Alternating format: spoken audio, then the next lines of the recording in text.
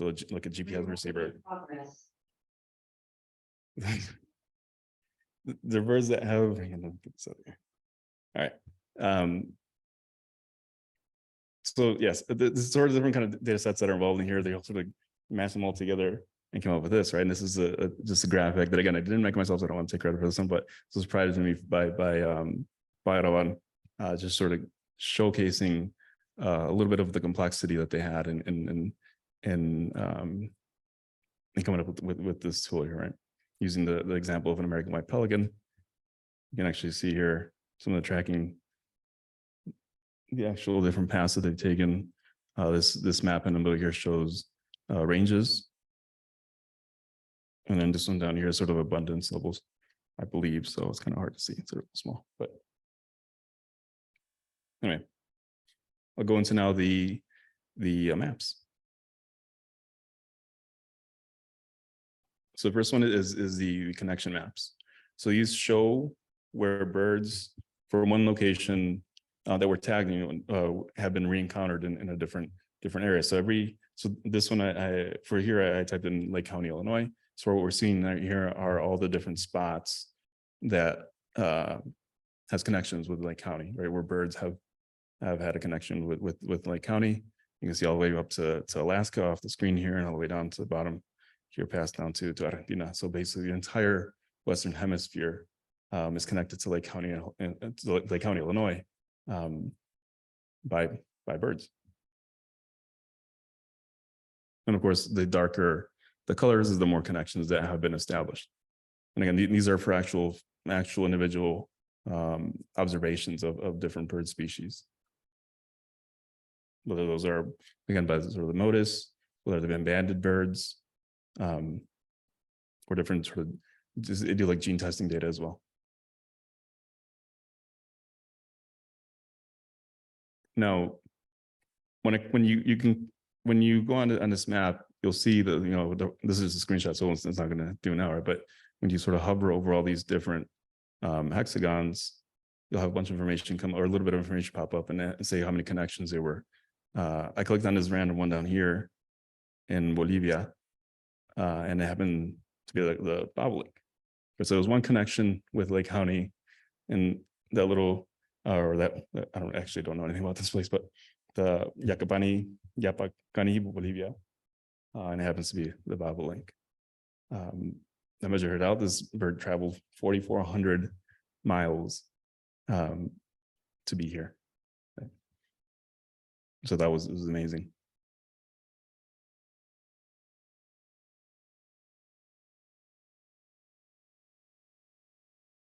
And so, with more, getting more information on from these connections, you can see now that where the ranges are for the bobolink, and the winter ranges are in blue down at the bottom, and the summer ranges are at the top, obviously in the north, right, in the green.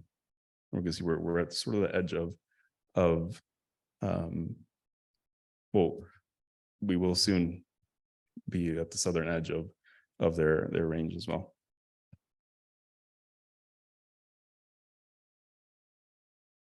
So again, this is the connections map, and we'll go next into the species migration maps. And these are all interactive. You see at the bottom, there's actually like a play button. And again, this is a screenshot, so it's not going to show that, right? But it'll actually show a timeline sort of these movements. And I stopped it right around now, right? So has anybody seen a bobolink yet this year?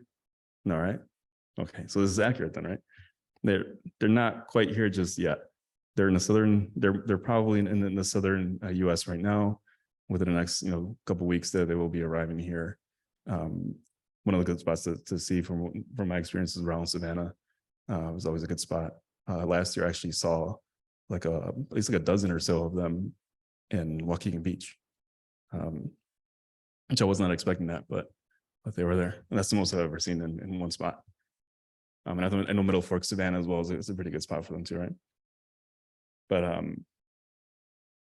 if you can make it out there within the next couple of weeks to go see them, I definitely recommend it. They're really cool birds, and they make this really cool. People say it's like R2-D2 from Star Wars.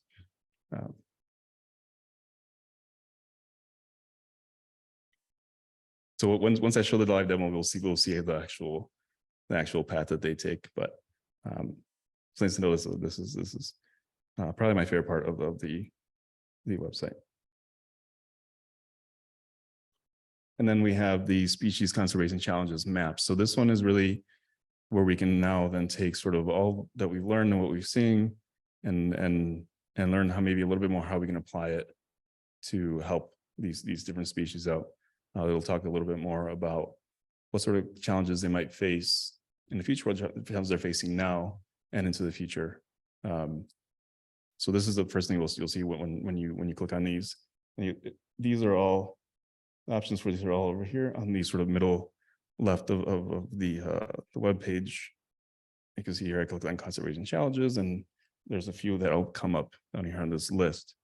So once I click on one, say like suburban areas, and I zoomed in a little bit here as well, you can see, depending again on the time, what sort of challenges and the impact and the size of sort of that challenge might be.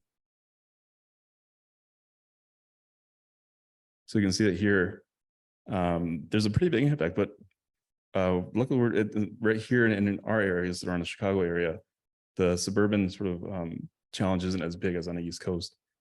I imagine that might be because of sort of the density, right?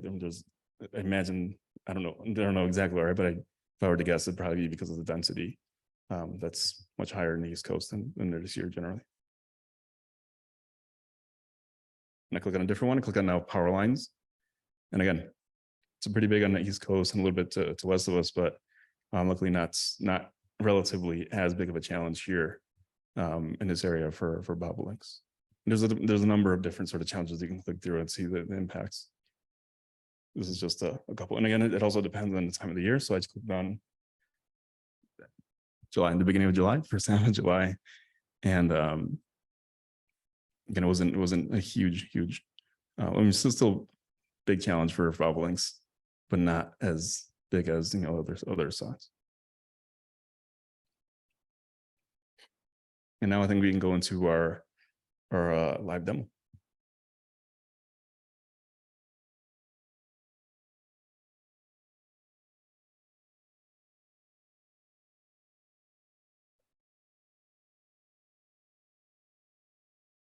Okay, I'm gonna wait for this to load a little bit. So there's a ton of information on here, so I wanted to give it a few seconds to come up.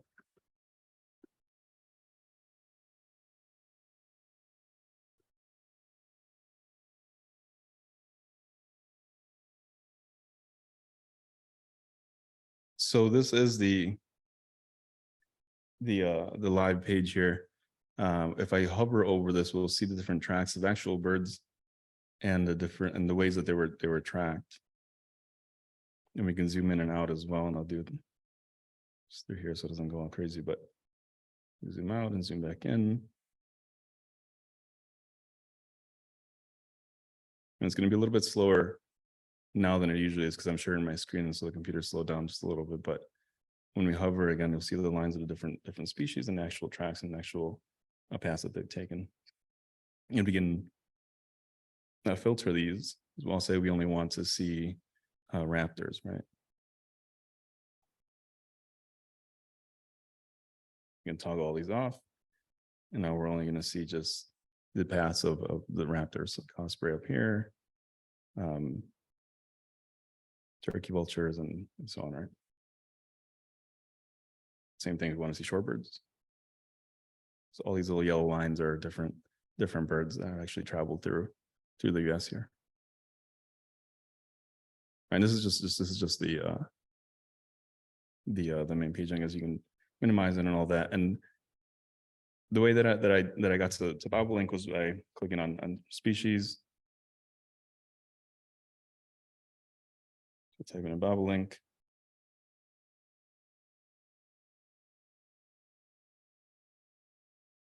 I'm going to zoom out a little bit here so you can see.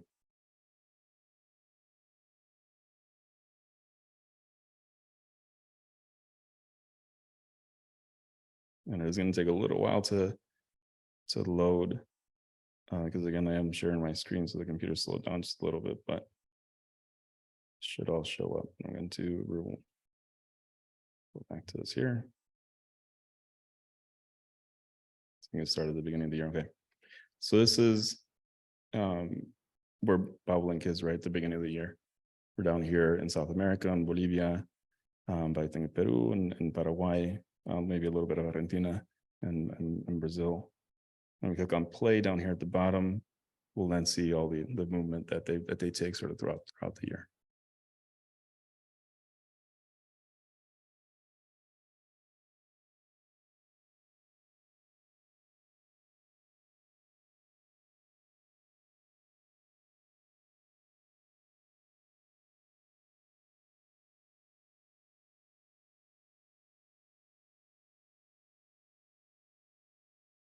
All right, and so it's a really cool visualization, right? And you can see sort of, it goes up north there throughout the spring to the summer, and then goes right back down to their winter range down and then towards the fall here. But again, you can then click on the species connections.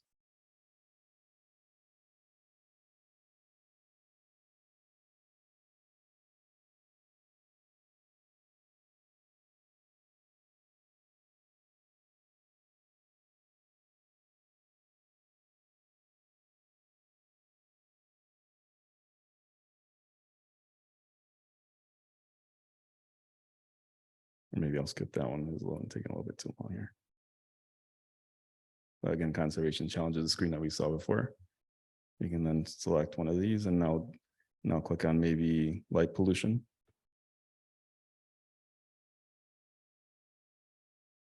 And then let me pause this. And then make sure it starts at the beginning. But then we can see then throughout the year where light pollution might be a big issue for bobolink.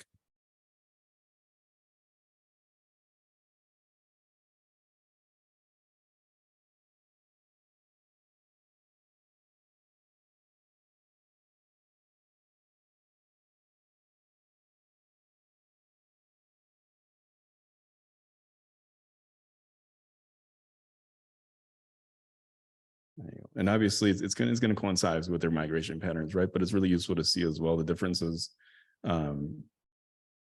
within regions and different locations throughout our area, throughout the country, of where light pollution might be a bigger issue, or these different challenges might be a bigger issue for these birds, depending on the year, and then of course the location here. Okay, so I'm going to go to locations and I'll type in Lake County. Of course, we want Illinois. And now this is that first sort of screenshot that I had showing all the different connections that Lake County had throughout the Western Hemisphere. And again, showing the darker, the more connections here. You can hover over these and I'll show you how many connections here. Yeah, click on a sort of random one down here.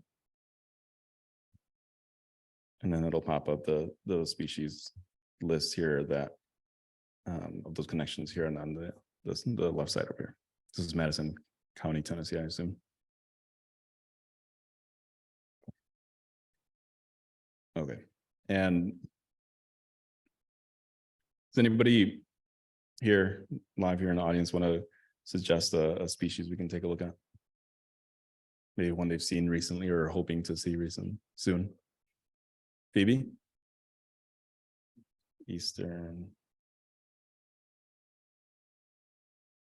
Phoebe. Let's see. Oh, Eastern. There you go. My daughter, she's 6.5, and she says that her nickname is Phoebe, because she likes how the Eastern Phoebe sounds and that they say their name and all that. So the problem is that was not a planted answer. But yeah, you can see now their range, and then pretty much from Mexico all the way up through northern Canada is their range. And if we click on other patterns, then we can see that obviously they start off down south, and then sort of as they move up north.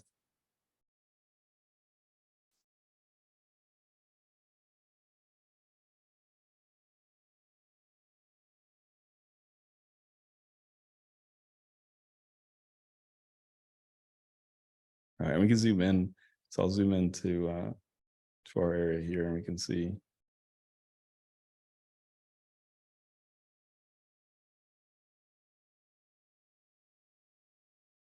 maybe some of the conservation challenges that they might experience. Is there anyone here that sticks out to anybody that really want to see? So urban areas, suburban areas, oil and gas production, wind turbines, communication towers, and or light pollution.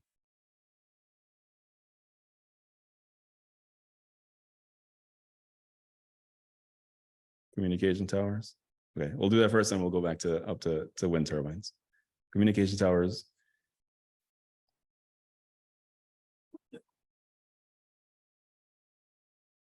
Okay, and so this starts off zoomed out, right?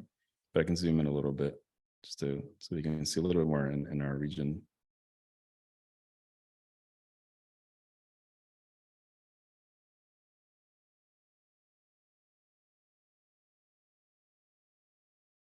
Wait for it to load a little bit.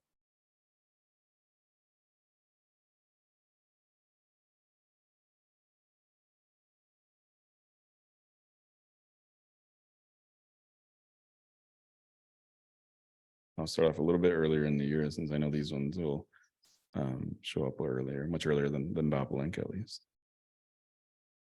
So this is starting off at the end of February, and they're just about arriving here. And when we hover over these hexagons as well, it'll tell us sort of the likelihood and how, whether it's a large sort of challenge or it's a lower challenge. We'll click on play here, and then we can see how that changes throughout the year. So there's a big jump there in, was it around May or so? So around this time of the year.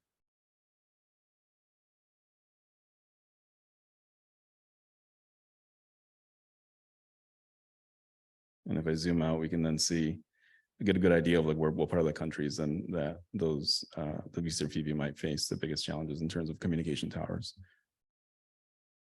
And in most of these maps, sort of coincide as well with not only with their migration patterns, but of course with population density. Because usually, where there's more people, there's more of these structures, these man-made structures.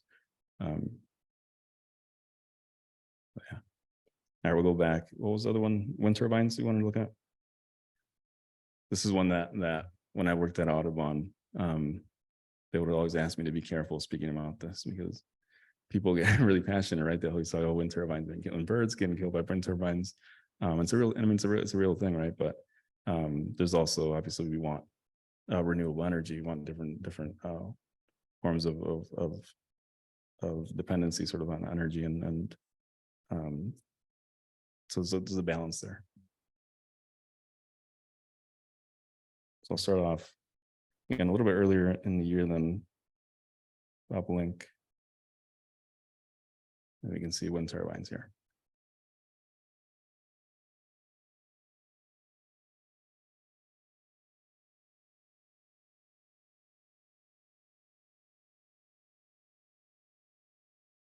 So this one was interesting. It's interesting to see, right, that it had normally sort of these two different regions here. One kind of going through Illinois, from Texas through Illinois, and then on the East Coast, a little bit of a gap here towards the center, at least within the Eastern U.S. But I wonder, I guess I'm assuming then there's a lot more wind turbines in the Eastern U.S. and then coming up through here through the Midwest as well. But these are always really, really interesting to see, and obviously we can go on and look at all these, but we're not going to do that. I'm going to bore you guys. Anybody want to look at one more before we finish up here? Which one? Ruby? The only one we hear it. Ruby, throw it up.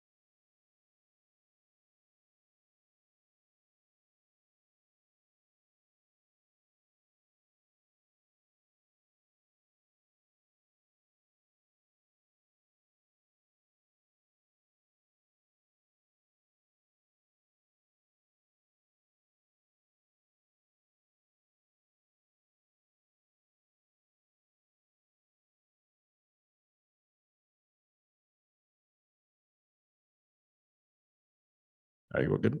Nice, thank you.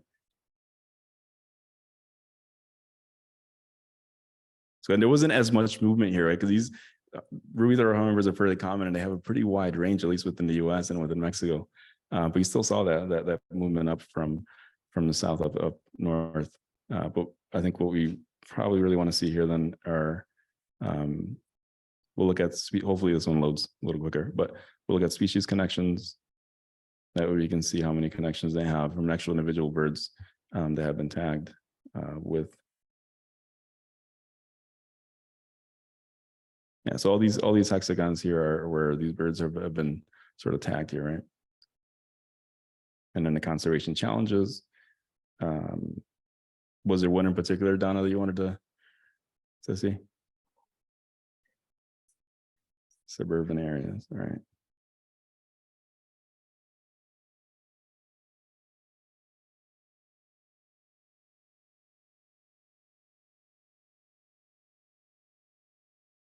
Wish that this didn't play automatically. I wouldn't have to keep pausing and going back, but here's suburban areas as a challenge for ruby-throated hummingbird.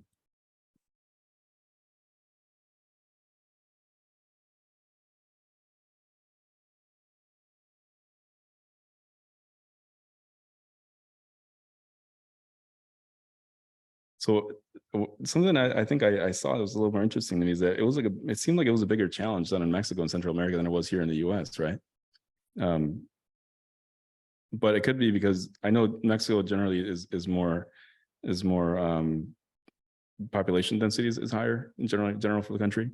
So that could be the case, right? But usually for these we were seeing the opposite, but that was cool to see that.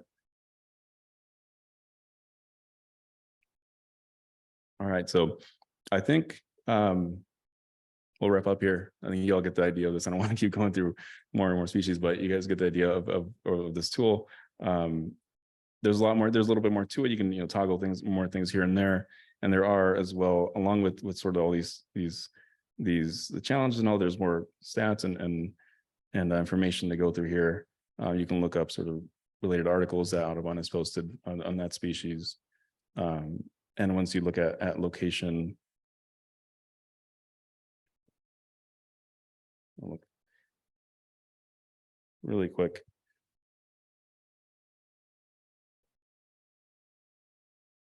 We can see the connections that Lake County has by country, and then conservation sites, a list of conservation sites in or near Lake County, and then Audubon locations as well. And we're up here too, Lake County, including the chapters and regional offices and all that. So there's a ton of information here. It's not just sort of the maps, right? But there's also a lot of links, a lot of different avenues you can take, and really, again, really super useful tool.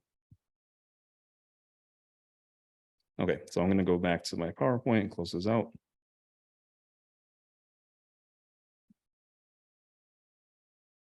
Good.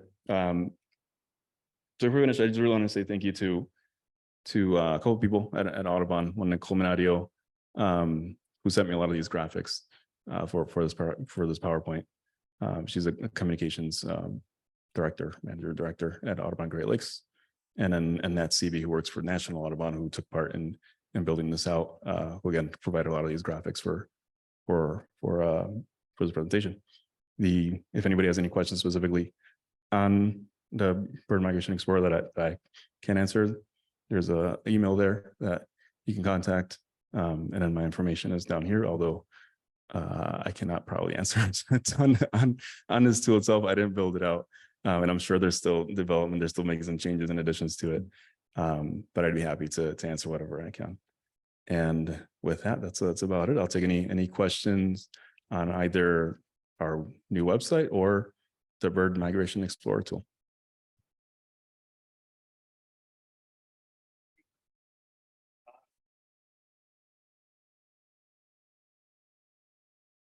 Rufous-sided towhee.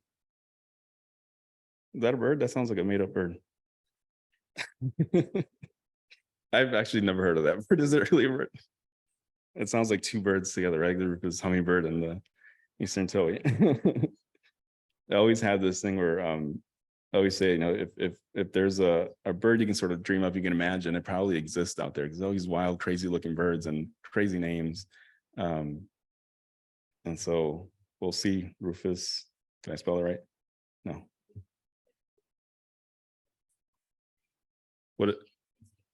What is it? Oh, was it one? Okay, see. So now I feel better about not knowing that bird. So I'm assuming they want to see Eastern Towhee. Yes. All right, so I'll show Eastern Towhee. So we still have a little bit of time, but I'll show Eastern Towhee. Testing.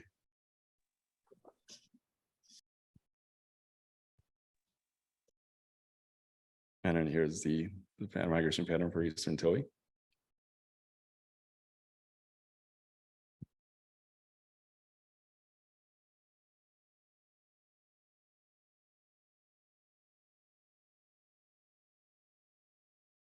And it's so interesting to see that it's only, like almost only in the US, right? It's only a little bit well, not even Mexico, actually. There's only a little bit in Canada. It's just really the US. Some of the conservation challenges I'll look at. Agriculture, we haven't looked at that one yet. And maybe not as big for this one because it's not really a grassland bird, but I imagine for the grassland species, these will pop up a lot more.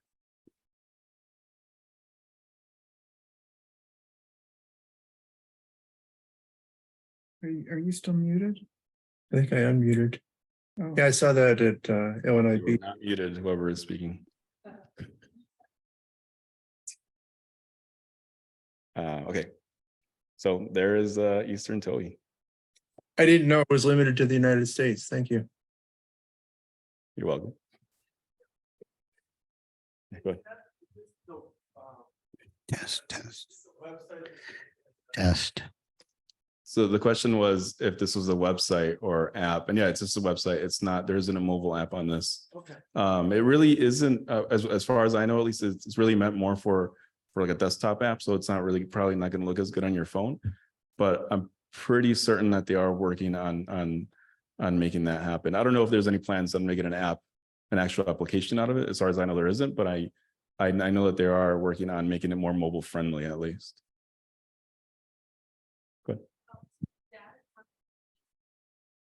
Cornell, yeah, I know Cornell provides some of that data for it. There are some of the partners that provide some of that data, but it's not solely eBird data.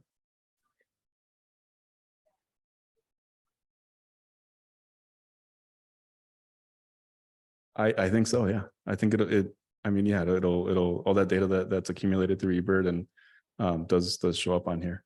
But there's also, as I mentioned, there's also data from tracking, like or like banding birds, or a bird is banded, someone sees it in Honduras. They report that, and then depending, I'm assuming that the provider of that data is one of the partners here that they have, will show up eventually in this application. Not sure if it, and I don't know if it's like an instant, if it's like sort of shows up immediately, or if it's something that they have to manually update every once in a while. I'm not really sure. So do the conservation challenges actually document bird deaths, or is this just an assumption that if there's an obstacle, a bird will hit it?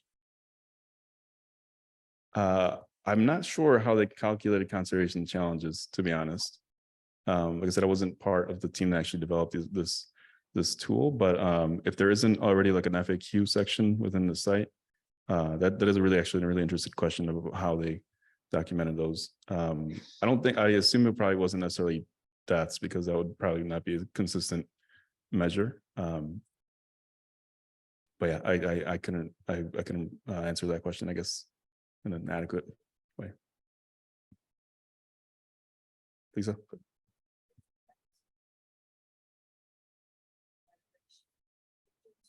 In any way?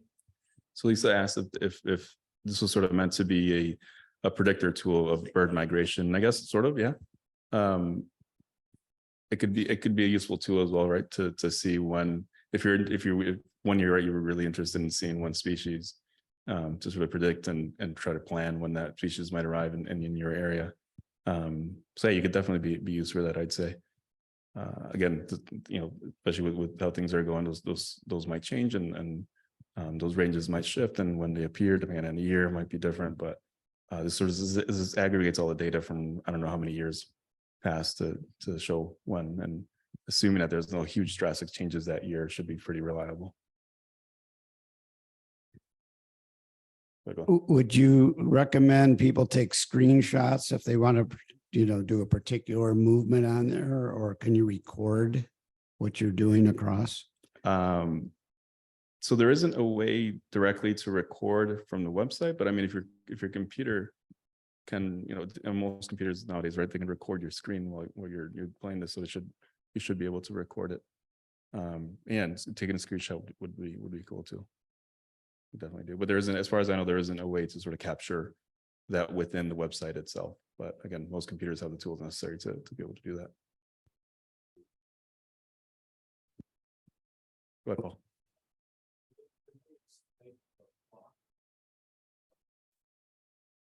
It looks, you can play the call too. So, Paul asked if they could estimate the flocks, right? The number of birds coming through the area, right? I don't know if it gives specifics on actual numbers, but it sort of does kind of, when you look at the migration, does kind of give an idea of at least sort of the quantity, the relative quantity, right, of the birds moving through. One actual different tool that is really useful, and actually I think I could pull it up here, is Birdcast. That a lot of people use. This is a Cornell tool, or at least Cornell's involvement with it. And this one here will show different maps of what they predict, depending on their data, right? What will be the movements of migration movements in the next couple days. So for us, looks like a couple days from now might be a little bit better than at least tonight. This is tonight. So tomorrow probably is not a good day to go birding, if that's your goal, is to see a lot of species, right? But say Wednesday night will be a little bit better. I think that's it. It doesn't really give us any more past couple of days, I think, no? Yeah, but it looks promising for then towards the end of the week so far, right? There's some movement there. So yeah, a good planning tool to use if you want to see as many species as possible. Any other questions? Was there anything else in the chat? I don't think so, right?